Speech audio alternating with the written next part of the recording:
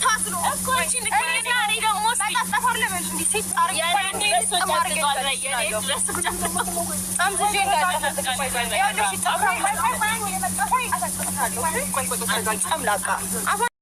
ሰላም ጤና ይስጥልኝ። እንዴት ተከበራችሁ ቤተሰቦች እንዴት ናችሁ? ነው ያለው እግዚአብሔር ይመስገን። ቤተሰብ ማለት ነው የዛሬው ይለያል ነው የምላችሁ። ሩታ ዛሬ ምን ታጥቃ ነው? መቀነት ታጥቃ ነው መሰለኝ የመጣችው።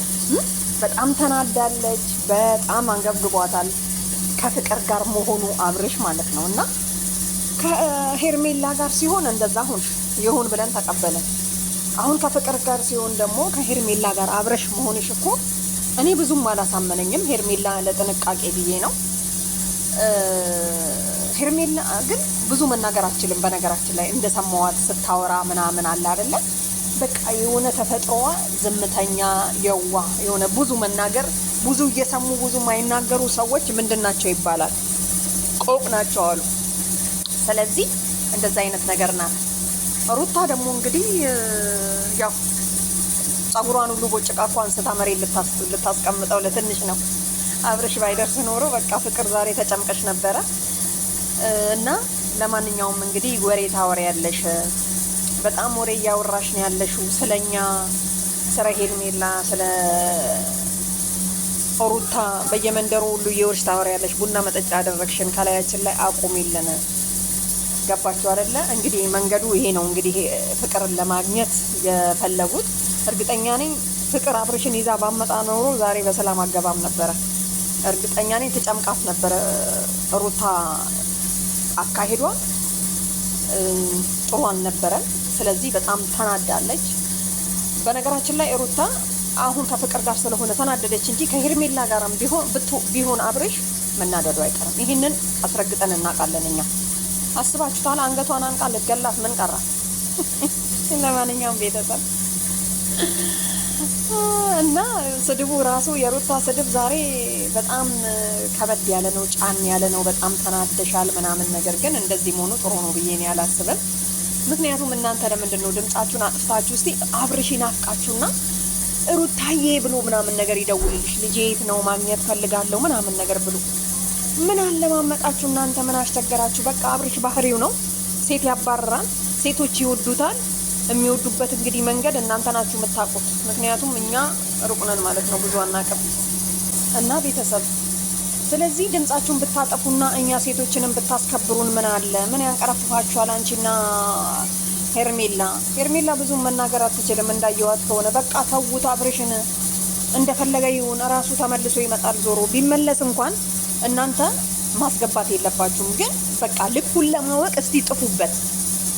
በቃ ፍቅርን አትነኩብኝም፣ የእሷን ጥያቄ እኔ መመለስ እችላለሁ፣ ብቻውንስ የፈለጋችሁበት ምክንያት ምንድን ነው ብሎ አስረግጦ ነገረች። ይሄ ማለት እኔ ፍቅርን አብሬያት ነው የምሆነው፣ ወድጃታለሁ፣ ታፈካኛለች፣ ታሳብበኛለች፣ ታስፈነድቀኛለች፣ ህይወቴ ሁሉ ፍንድቅድቅ የሚለው ከፍቅር ጋር ነው። እናንተ ጭቅጭቃችሁ ገደለኝ፣ አልፈልጋችሁም ሁለታችሁንም። እናንተ አስባችሁታል? ወንድ ልጅ ቆሞ ሴት ልጅ እኔ አልፈልግሽም ሂጂልኝ፣ የእናንተ ጭቅጭቅ ገደለኝ ሲል አስባችሁታል? ምን አይነት ስሜት እንደሚሰማ ማለት ነው። እና እንዲህ አይነት ነገር የለም ማለት አይደለም፣ አለ።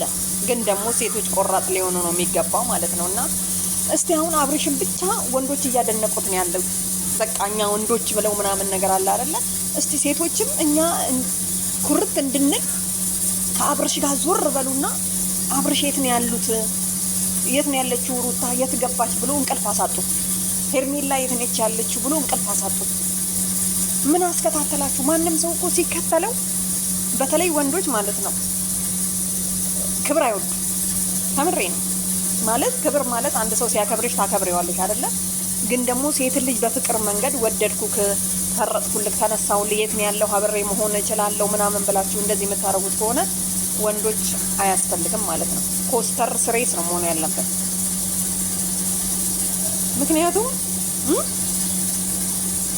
እንደዚህ አይነት ነገር የሚሆነው በቃ በውስጣችሁ ጥንካሬ ኖሮ እሱ ቢሄድ ሌላኛው ይመጣል።